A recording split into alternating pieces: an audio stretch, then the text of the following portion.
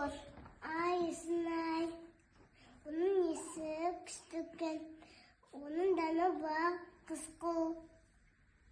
Маған қысқы болса да ондай береді. Şimdi әдірсізға болар ма екен? Жәнікіл бақтарынан сұрап көрейік. Жарайды.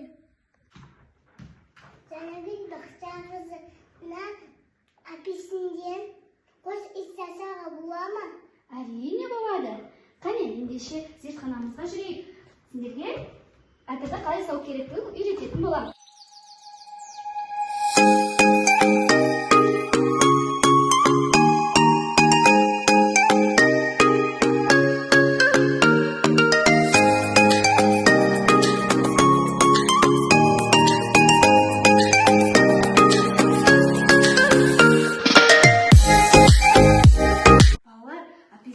Цитрусты жеміз. Балалар, сіздер апельсин туралы қандай қызықты ақпараттарды білесіңдер?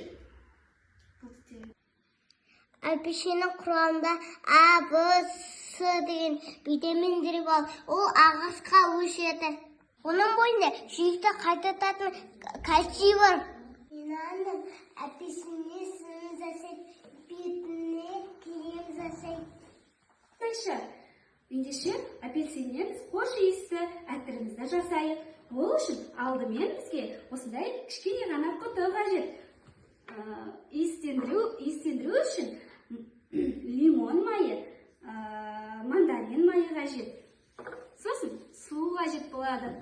Алдымен жасау үшін осындай кішкене ғана құтымызға су құйып аламыз.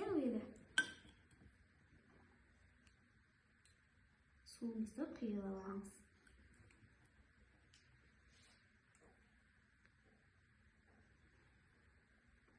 Сосын оған апельсин қабықтарын салатын боламыз кішкене.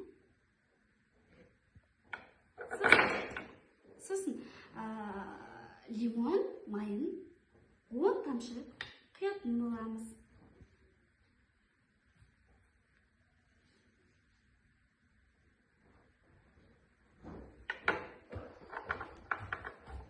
Екінші мандарин майын құятын боламыз. Ода да 10 тамшы құямыз.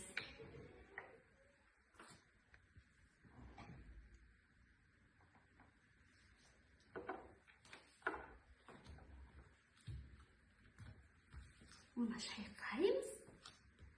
Қане балалар? Енді иісін қарайық, Иісін қараңдаршы. Қандай иіс? Апельсин иіс шыға ма? Қандай иісі күшті керемет, Ендеше сіздер жасап көріңіздер.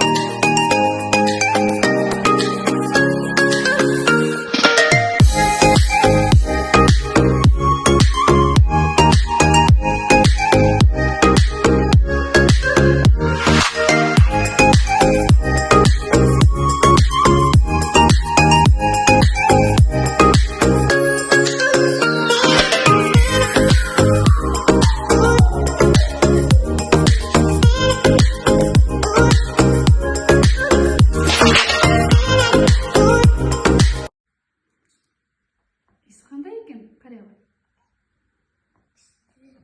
Иісі күшті ме? Қай сенің иісіңде айтасың? Иісі қандай екен? Күшті. Менің қолымда 2 мандарин бар.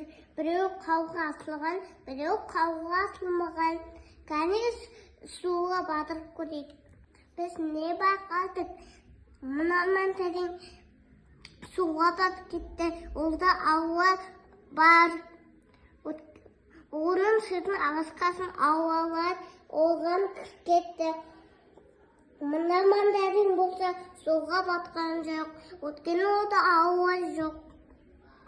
Ол судың тұмысында қалқып жүреді.